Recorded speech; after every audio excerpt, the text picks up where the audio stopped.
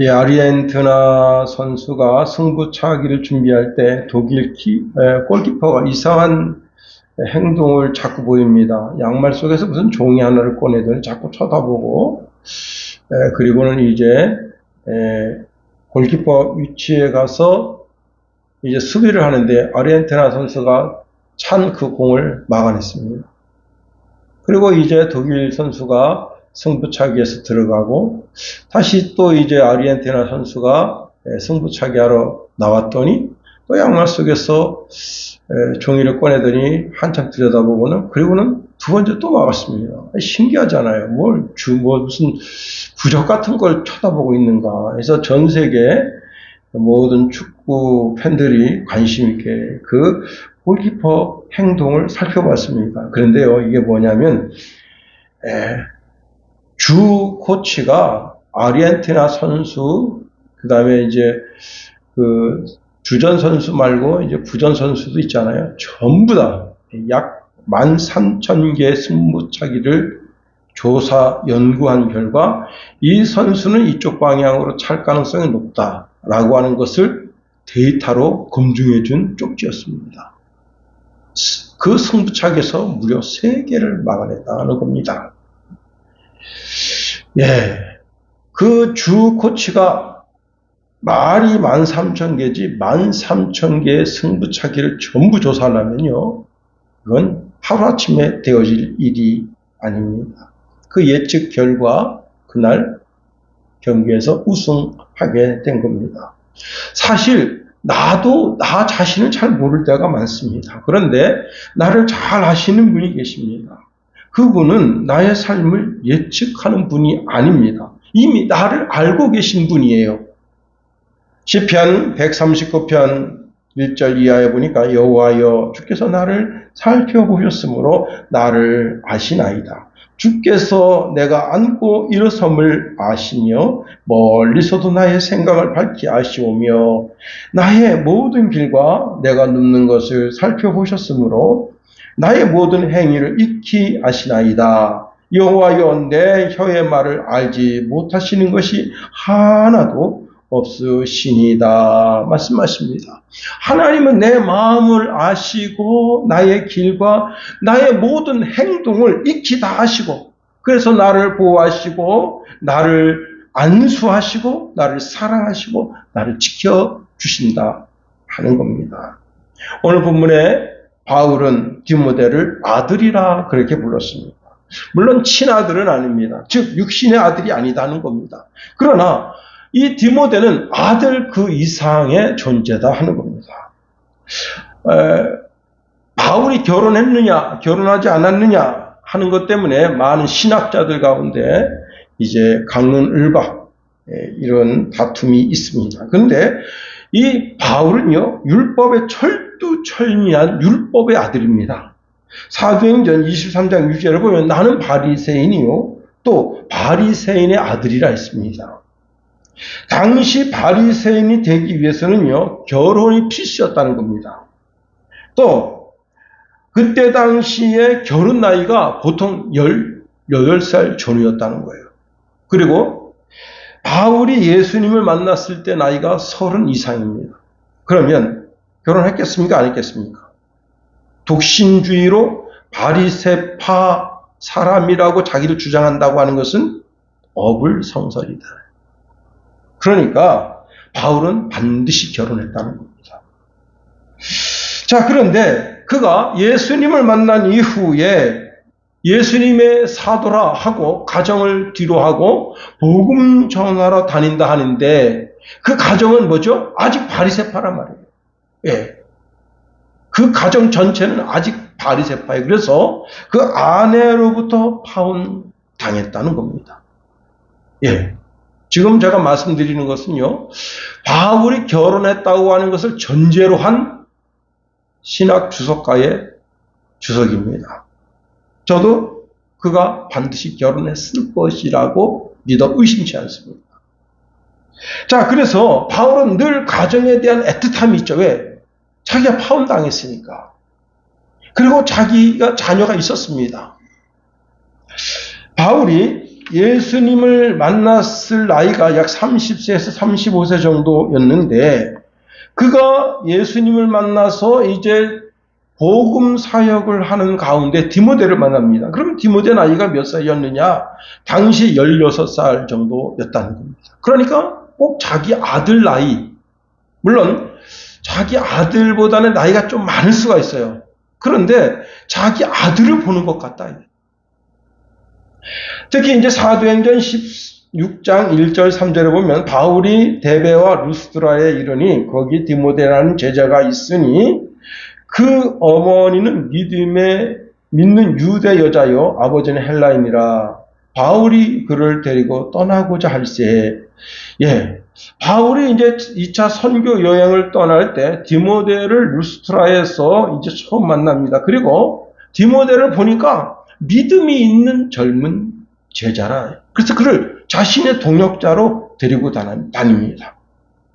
자, 이러한 만남을 통해서 이어진 디모데의 헌신과 그리고 신앙됨의 삶을 보니까 바울에게 있어서는 아주 좋은 동역자예요. 다시 말하면 바울의 손과 발이 되어서 어느 정도 바울의 마음을 알고 이해하는 그런 사람입니다. 그래서 바울은 그를 아들이라 했다는 겁니다. 자, 디모데는 바울을 따라다니면서 철두철미하게 신학적 체계를 갖추게 됩니다. 더 중요한 것은 바울이 가장 신이 많은 그러한 동역자 중에 한 사람이었다는 겁니다. 빌립보서 2장 19절 20절에 보면 내가 디모데를 속히 너희에게 보내기를 주 안에서 바람은 너희의 사정을 알므로 안위를 받으려 함이니 이는 뜻을 같이하여 너희 사정을 진실히 생각할 자가 이밖에 내게 없습니다. 그들이 다 자기 일을 구하고 그리스도 예수 일을 구하지 아니하되 디모데의 연단을 너희가 안 하니 자식이 아비에게 함같이 나와 함께 복음을 위하여 수고하였느니라 말씀합니다. 당시 어떤 일이 있었는가 하면 이제 바울은 빌립보 교회를 사랑하죠. 여러분 우리가 사도행전 16장에 그 빌립보 교회가 탄생하는 그런 장면이 있잖아요. 자, 그래서 바울은 빌립보 교회를 사랑하는데 어떻게 사랑하는가 하면 예수 그리스도의 심장으로 빌립보 교회를 사랑한다. 이게 보통 표현이 아닌 겁니다. 그런데 그 가운데 이제 에바브로디도가 바울을 도우러 왔습니다. 도우러 온 것은 짧은 기간, 그러니까 뭐 길어야 2, 3개월이죠. 짧은 기간 와서 돕고 그리고 이제 다시 이제 자기 목회지로 가기로 했는데 그만 에바브로디도가 바울을 돌아왔다가 열병이 나서 여러 달, 심지어는 죽음의 문턱까지 내려가게 됩니다. 지금이야 여러분 우리나라가 의료 시스템이 얼마나 잘 돼 있느냐. 기가 막히죠. 전 세계에서 못 고친다는 질병 우리나라에서 고쳐가지고 갑니다. 그 정도로 우리나라가 의료 시스템이 잘 돼 있습니다. 그러니까 우리나라는 미국보다 더 잘 돼 있어요. 미국에서 암 수술 한번 받으려면 2, 3억 그냥 들어가요. 그런데 우리나라는 암 수술 한번 받는데 보통 이제 평범한 사람들이 수술 받는데 얼마 들어가는가 하면 200만 원 들어갑니다. 200만 원 들어가면 고칠 때까지 국가에서 다 치료비를 다 대줘요. 자, 이게 좋은 나라예요. 좋은 나라 시스템을 생각하면 안 돼요. 그러니까 그때는 별거 아닌 것 가지고 사람이 죽고 사는 때예요. 자, 에바브로디도가 그렇게 해서 이제 질병이 걸려가지고 거기서 이제 그 질병에서 헤어나오지 못하고 있습니다. 그러니까 빌립보 교회는 목회자가 없는 상태가 됐습니다. 그래서 자기와 함께 10년 이상 복음의 사역에 헌신한 디모데를 빌립보 교회에 보낸다. 그러니까 지금 빌립보 교회에 디모데를 보내는데 그 보내는 디모데는 누구와 같은 거예요? 바울과 같아요. 왜? 바울의 마음속에 들어갔다 나온 사람이야. 그런 사람이에요. 여러분 우리가 1박 2일 동안 같이 여행을 해도요 그 사람 마음을 알 수가 있어요.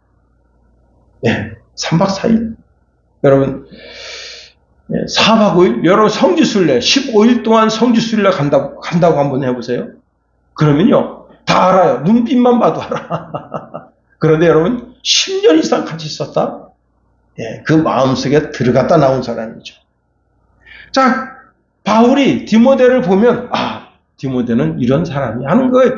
마음에 그 아버지가 육신의 아들에게 그 한마디 말만 던지면 그 아들이 딱 알아서 그냥 알겠습니다. 아버지 마음을 읽고 행동하는 것처럼 그런 됨됨이, 인간의 됨됨이. 여러분 신앙도요 인간 됨됨이가 돼야지. 신앙 아무리 좋아도 인간 됨됨이가 그런 사람은 못 써요. 자, 그래서 이제 지금 이 디모데에게 편지를 보내면서 오늘 본문에 있는 말씀을 주고 있는 겁니다. 2절에 보니까 믿음 안에서 참 아들 된 디모데에게 편지한다.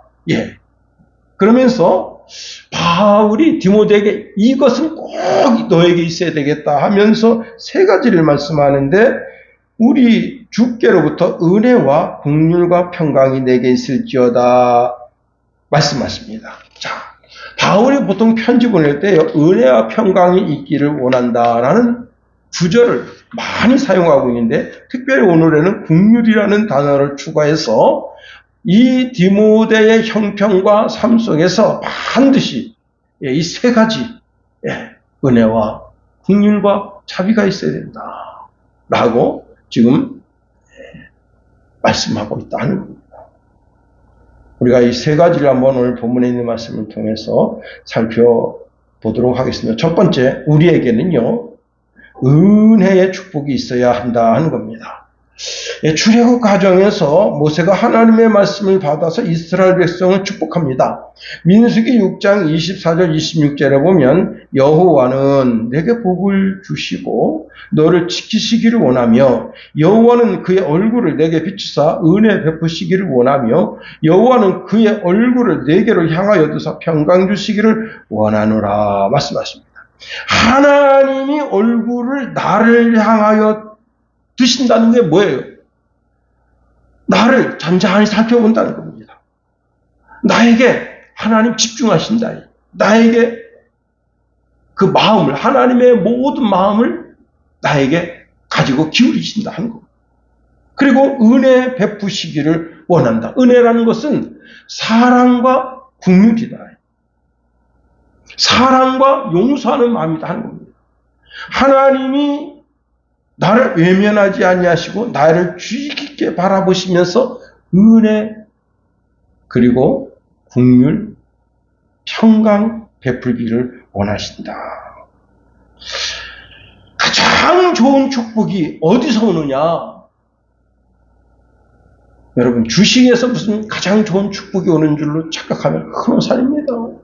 우리 친구 목사님 아침마다 저랑 통화하는데 김 목사 죽을 맛이다.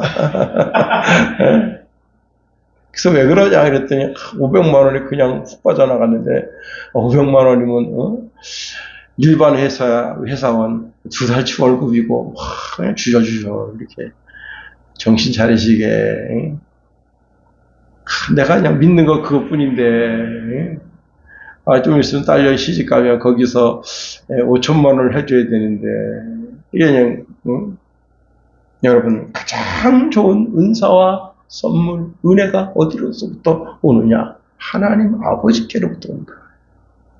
야고보서 1장 17절에 보니까 온갖 좋은 은사와 온전한 선물이 위로부터 빛들의 아버지께로부터 내려오나니 그는 변함도 없으시고 회전하는 그림자도 없으시느니라 말씀하십니다. 자, 그러니 하나님께로부터 온갖 좋은 은사, 온전한 선물이 하나님께로부터 오니까 어디로 가야 되겠습니까? 하나님 보좌 앞으로 나가야 된다. 히브리서 4장 16절에 보니까 그러므로 우리는 긍휼하심을 받고 때를 따라 돕는 은혜를 얻기 위하여 은혜의 보좌에 담대히 나아갈 것이라 말씀하십니다. 우리가 하나님 보좌 앞에서 은혜를 받는다. 여러분 우리가 세상 싸구려 동정, 자비, 은혜를 구하는 자들이 아닙니다. 우리는 내 형편과 내 처지를 아시고 나를 바라보시는 그 하나님께 나아가는 거예요. 사람한테 내 사정 이야기해 보세요.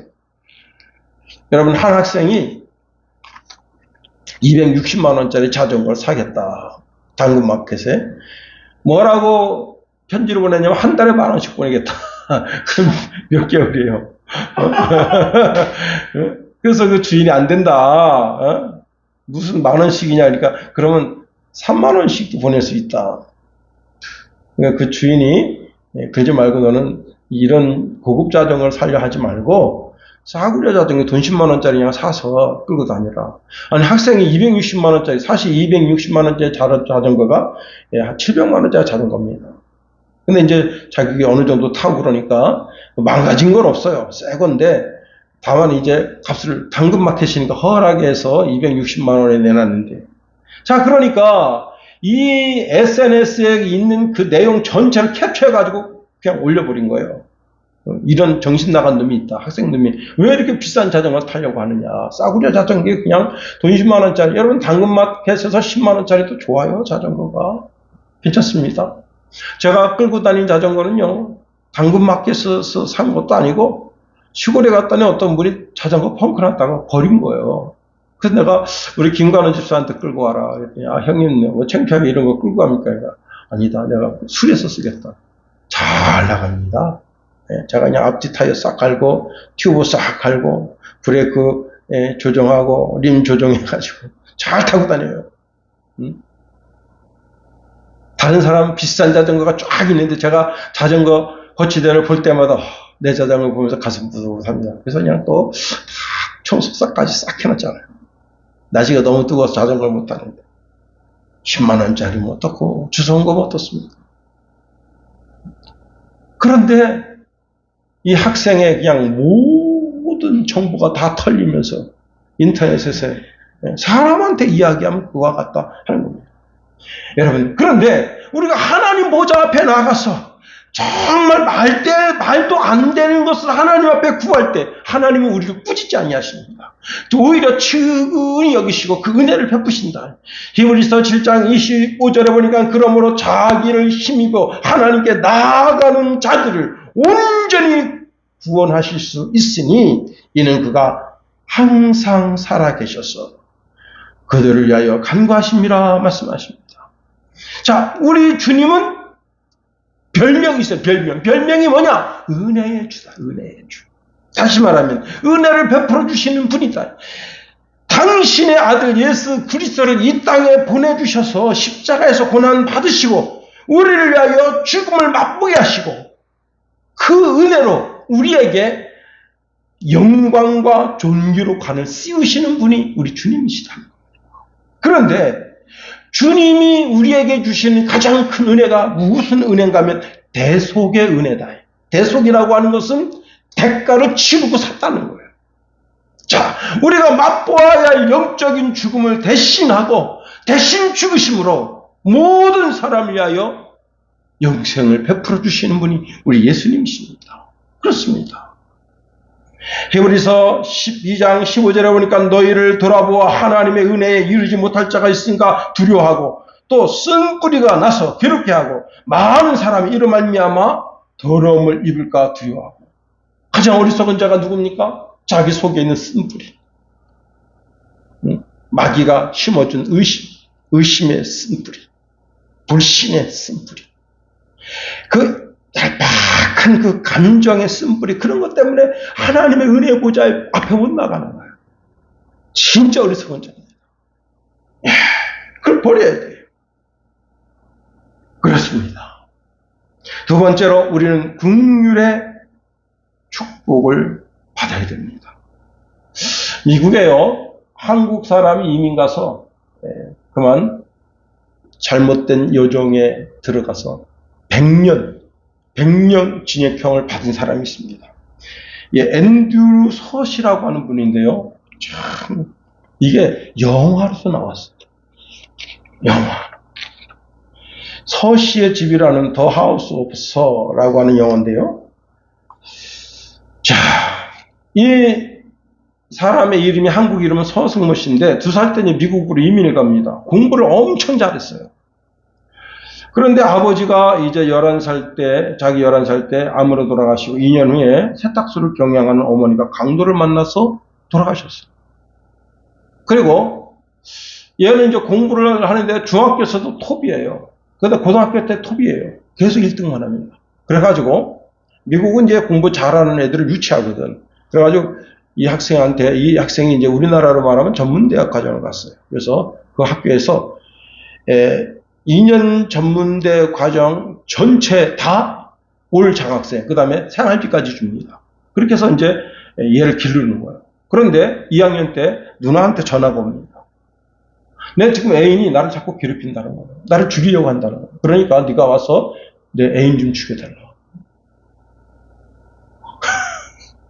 그래가지고 이 누나가 이제 막 눈탱이 밤탱이단 사진, 그 다음에 뭐 이런데 막 맞아가지고 얼룩된 거 그런 사진 찍어서 보내니까 동생이, 그동안은 누나가 이제 자기를 지킨다고 막 그렇게 고생하고 정말 엄마처럼 누나처럼 자기를 지키면서 자기를 길러냈는데 자기 누나가 그런 걸 생각하니까 화가 난 거예요. 그래서 이제 자기 공부하는 거기서 몰래 마치 이제 그런 거 있잖아요. 그 티를 안 내고 탁 비행기 타고 이쪽에 와요.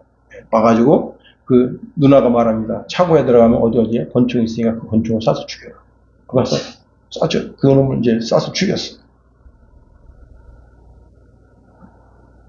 그리고는 이제 그 발각이 돼가지고 이제 형을 받았는데 100년 언도를 받은 겁니다. 그런데 이게 뭐냐? 다 누나가 이 어머니 재산을 빼돌리려고, 어머니 재산이 이제 우리나라 돈으로 하면은 그게 좀 꽤 되는 돈이에요. 그 돈을 누나가 혼자 독차지하고 싶어가지고 자기 남자친구한테 자기 어머니 쏴주기라고 하고, 그리고 이제 그 어머니 재산을 이제 같이 차지했는데 동생이 이제 독립할 때가 됐잖아요. 그러면 어떻게 됩니까? 그 재산을 논아줘야 되잖아.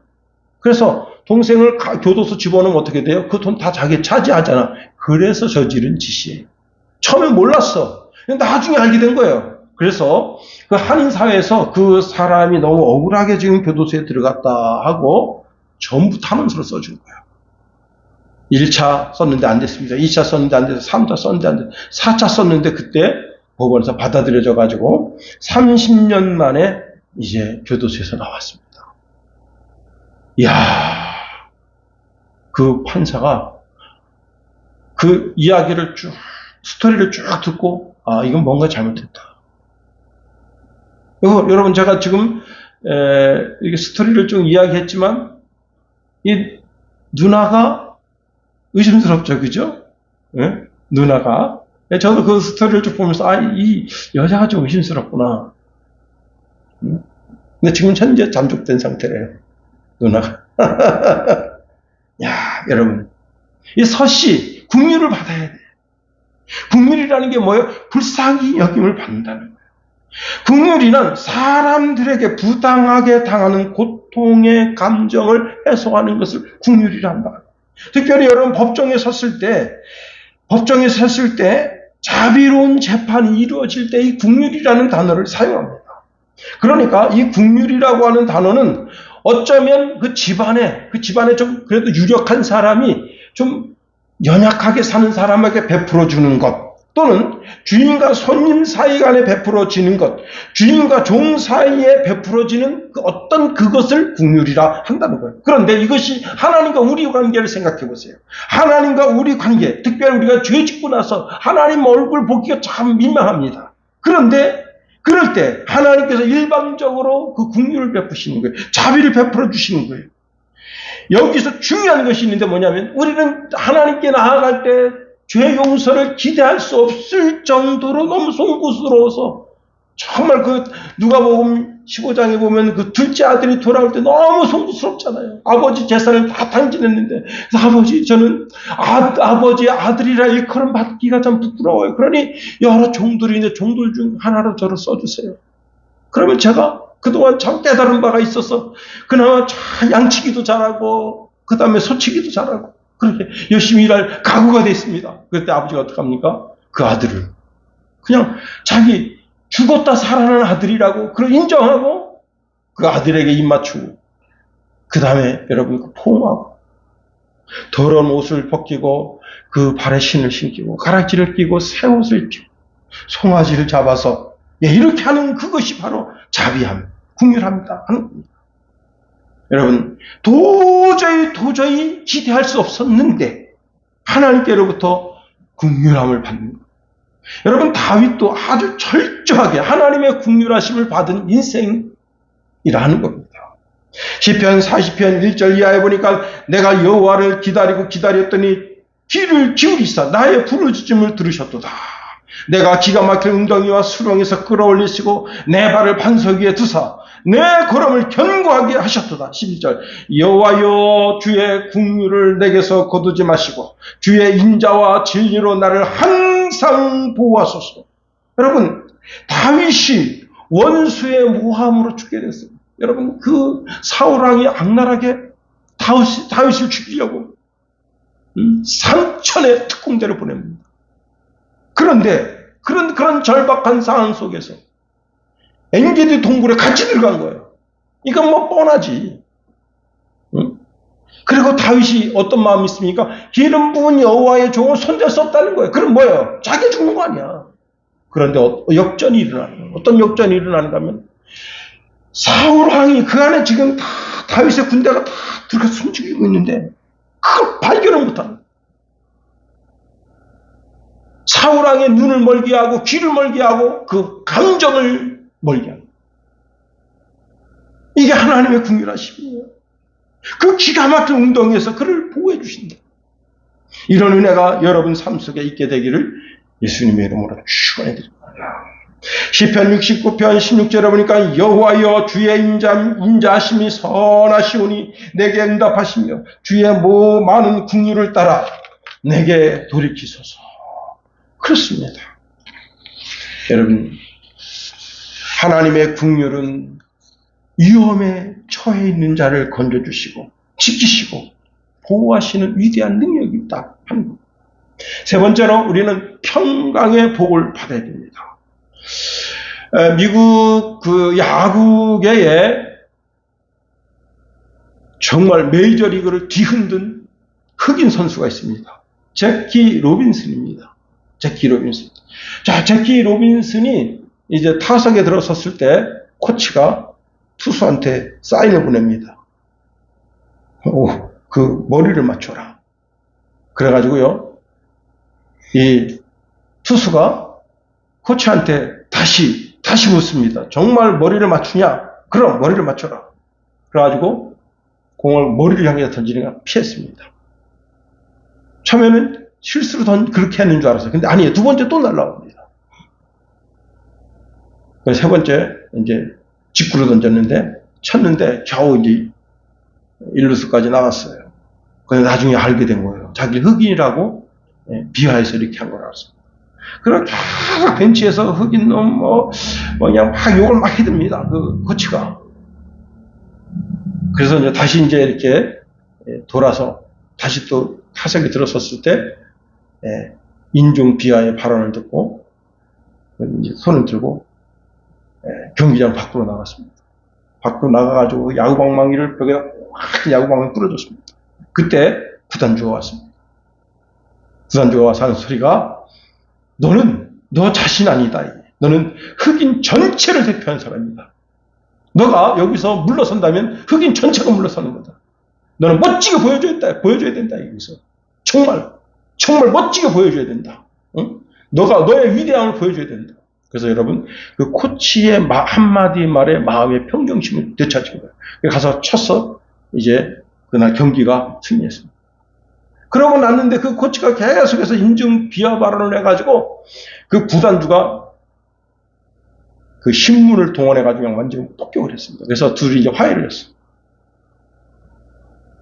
근데 그 구단주가 한 말, 너 자신 혼자가 아니다. 너는 모든 흑인들을 대표하고 모든 흑인 야구 선수들을 대표하는 사람. 네가 멋지게 해야 된다. 그래가지고요, 두 번째 경기 나갔습니다. 그 머리를 향해 던졌던 그 투수가 공을 탁 쳤는데 그냥 한 방 홈런을 때려가지고 상대편을 그냥 무너지게 했습니다. 마음의 평정심, 마음의 평화. 여러분, 선수가 마음의 평정이 깨지면 그 경기는 고난만 와요. 그렇습니다. 성경은요, 모든 사람이 죄를 지어서 하나님의 영광에 이르지 못한답니다. 하나님과 평화의 관계가 깨진 거예요. 다시 말하면 하나님이 주시는 평안을 상실한 것.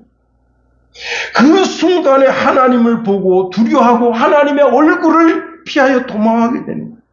자, 그래서 목회자를 보면요, 목회자 꼴도 보기 싫어. 응? 목사 얼굴도 보기 싫은 사람이 어떻게 주의 전에 나오겠어요? 오늘 본문에 보면 바울은 디모데에게 하나님의 평강의 복이 임하기를 축복하고 있습니다. 여러분, 죄악된 인간이 하나님과의 관계를 회복하는데 예수님께서 십자가에 열리신 그 보혈을 깨닫고 회개하고 돌아오는 기쁨입니다. 다시 말하면 나와 예수님과의 관계 속에서 예수님이 나의 주되심과 나의 그리스도 되심을 인정할 때, 그리고 그 예수 그리스도의 피의 공로를 의지할 때 하나님과 나와의 관계가 개선됩니다. 다른 방법이 없어요. 다시 말하면 에덴 동산에 아담과 하와가 죄를 지었을 때 그 어린 양이 죽어서 그 아담과 하와의 수치가 가려지게 되니 아담과 하와가 하나님 앞에 설 수 있었던 것처럼 오늘 이 시대도 예수 그리스도의 보혈을 의지해서 그 앞에 나아가는 방법뿐이다는 겁니다. 자, 이렇게 우리가 예수 그리스도께서 나의 주 되심과 나의 그리스도 되심, 나의 그리스도 되심이 뭐라고요? 거기에 예수님은 나의 대제사장이 되십니다. 나를 위해서 영원한 속죄를 드리고 계시는 분, 그분이 십자가에서 자기 자신의 피를 흘려 그 피로 나를 사시고 나를 하나님 앞에 드린 그 예수 그리스도, 그분 앞에 나아가면 놀라운 일이 생깁니다. 요한복음 14장 27절에 편안을 너희에게 끼치노니 곧 나의 편안을 너희에게 주노라. 내가 너희에게 주는 것은 세상이 주는 것 같지 아니하느니라 말씀하십니다. 모든 사람 예수 그리스도를 통해서 하나님의 평화를 맛보게 돼요. 자, 디모데는 나이가 어려요. 지금 에베소 교회 목회자로 가 있습니다. 그러니까 나이 어린 것 때문에 얼마나 많은 스트레스를 받는지 몰라요. 제가 부목사 할 때 우리 권사님들이 기도하실 때 이렇게 기도하셔. 우리 어린 젊으신 목사님. 젊으신 목사님. 제가 이제 천진당 권사님하고 같이 제가 이제 그 치과를 잘 몰라서 권사님 제가 이게 치아가 안 좋아서 치과 좀 가야 되겠는데 권사님 어디 있습니까? 그러니까 동광치과라. 네, 거기 아버지하고 아들이 하는데 그 중국 삼거리에 있습니다. 근데 거기를 한번 가시죠. 그러면 그때는 이런 SNS 이런 게 잘 발달되어 있지 않은 때예요. 그리고 지도도 종이 지도가 있어가지고 종이 지도를 보고 찾아가는 때예요. 그러니까 제가 길눈이 어두워가지고 거기 중국 삼거리 거기 어디 무슨 치과가 있다는 말인가 했더니 그 권사님 전화를 주셨어요. 그래가지고 이제 권사님이 목사님 저도 치과에 갈까 말까 이렇게 차에 미루고 서 있는데 목사님 저랑 같이 가시죠. 그래서 제가 이제 그 권사님하고 같이 만나서 갔습니다.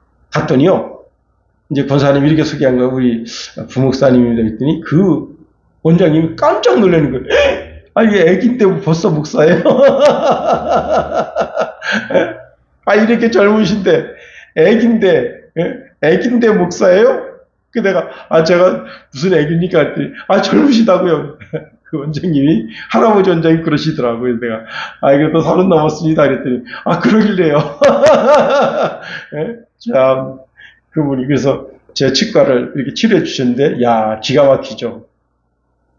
제가 요즘 이제 이 치아가 좋지 않아서 친구한테 가서 지금 이렇게 치료를 받고 있는데 이 안에 맨 끝에 사랑니인데 그 사랑니를 그때 그 동광치과에서 치료받았는데 여지까지 30년 이상 됐잖아요. 여지까지 문제를 일으키지 않고 있습니다. 친구가 물어봐요. 저 안에 사랑니 그냥 뽑아버려도 되는데 왜 치료를 했지? 그래서 내가 부목사 때 했다고 했더니 아주 꼼꼼하게 잘했네. 그때 제가 젊은 목사님, 애기 목사님, 젊은 목사님 그 이야기 그때 그 원장님한테 들었습니다. 예? 바울이요 나이가 어려요. 아니 디모데가 나이가 어려요.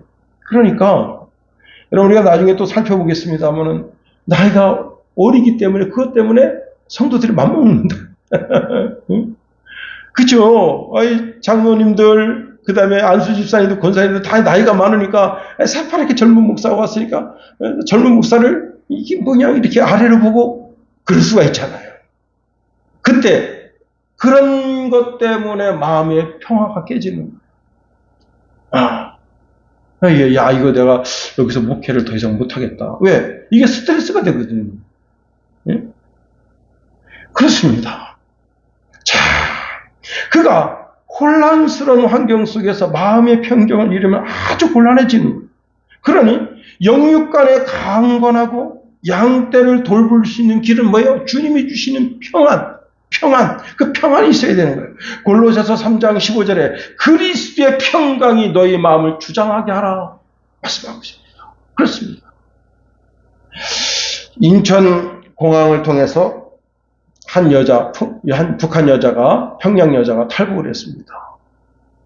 그런데 공항에 들어오자마자 너무 겁이 나는 거예요. 공항이 너무 깨끗해. 근데 너무 대한민국 땅에 들어왔다는 것 자체 때문에 겁이 나가지고 화장실을 들어갔습니다. 그리고 문을 걸었어요. 거기서 못 나오는 거야. 1시간 반 동안. 그런데 이제 여러분 거기에는요 화장실에 사람이 들어있는지 없는지 그거 다 보고 있습니다. 왜 보고 있을까요? 마약 관련. 그래서 가방에 이렇게 이제 센서가 붙어 있단 말이에요. 파란 센서, 노란 센서, 빨간 센서가 붙어 있는데 그걸 끊어낼 수가 있어요. 거기서 다 봅니다. 그렇다고 뭐 신체를 보고 그러는 건 아니고, 자, 한 여자가 들어가서 안 나와요. 그래서 이제 경찰이 갔습니다. 똑똑똑 문을 두드리면서 여기 계신 거 압니다. 나오세요. 자, 그러니까 경찰이 나오세요. 그러니까 안 나옵니다. 문고리를 꽉 잡고 안 나옵니다. 평양에서 오셨죠? 뭔지 알아? 여자가 할 수 없이 문을 열었습니다. 경찰이 묻습니다. 지금 이거 하나뿐입니까? 예. 평양에서 왔습니다. 그랬더니 잠깐 계셔. 전화하자마자 국정원 직원 3명이 왔습니다. 남자 둘, 여자 하나. 예. 딱 오자마자 옷을 다른 곳으로 바꿔 입힙니다. 깜짝 놀래요. 왜 그러세요? 입국장에서 살해되는 경우가 많다는 거예요. 당신을 쫓아서 지금 북한에서 누가 같이 왔을 수 있다는 거예요. 중국 국적까지. 그래서 순간 그 안에 있을 때 옷을 환복을 시키고 그리고 국정원 그다음에 경찰이 대동해가지고 6명이 대동해서 다른 데로 피신시킵니다. 그 안에서 사시나무 떨듯이 떨면서 내가 여기 왔는데 어떡하지. 여러분 1시간만 동안 거기서 가슴 졸이면서 문도 못 열고 그렇게 막 달달달 떨다가 국정원 직원이 딱 와서 옷을 환복을 시키고 가방을 들고 그리고 그냥 6명의 경찰관 국정원이 자기를 보호하고 무장한 경찰들이 쫙 깔리고 그리고 툭 노래해서 자기를 그렇게 보호해 주니까 갑자기 마음에 그냥 그동안 그렇게 불안했던 그 모든 게 그냥 다 녹아버려요. 여러분 국정원 직원 그 남자 직원이 삼촌같이 느껴지더라는 거예요. 삼촌같이. 잘 오셨습니다. 저희가 지금부터 보호해 드리겠습니다.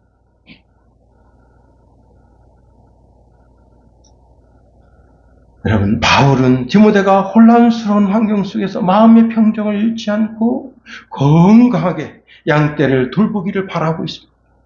그래서 그리스도 예수의 평강이 바울 심령에 있었던 그 심겨진 평강이 디모데의 마음에도 심겨지기 원하고 오늘 이 시대를 살고 있는 모든 그리스도인들 심령 속에 그리스도의 평강이 있기를 원합니다. 여러분, 그리스의 평화가 있는 사람은 담대한 거예요.